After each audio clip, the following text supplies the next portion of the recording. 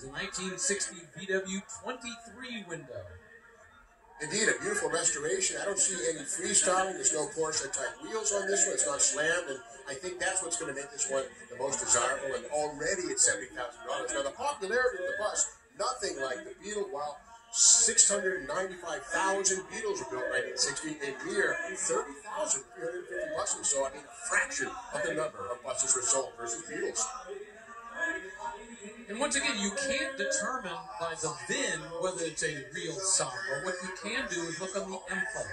The M plate is right behind the driver's seat. There's also some information inside the engine compartment, but the M plate is the quickest, easiest way to go. You look for the right codes, and that's where you determine whether it's a real Samba. And that's the Stone Stock 50 horsepower flat 4. Again, 0 to 70 in never, 0 to 50 in 20 seconds.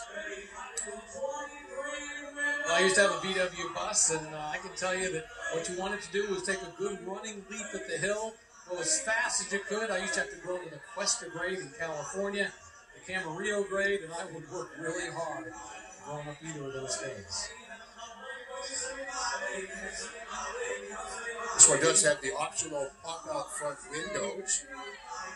Really nice touch on a hot summer day. I mean, it must have been, truly wonderful. Before the days when, federal government started to tell Detroit and other companies how to build cars, but what a nice touch. It's not very safe in a crash, but on the positive side of things, what a nice way to go down the road. Top bid right now is over the internet, and that is where it sells. That one is heading off to St. George, Utah for $70,000. All right, let's go from one extreme to the other.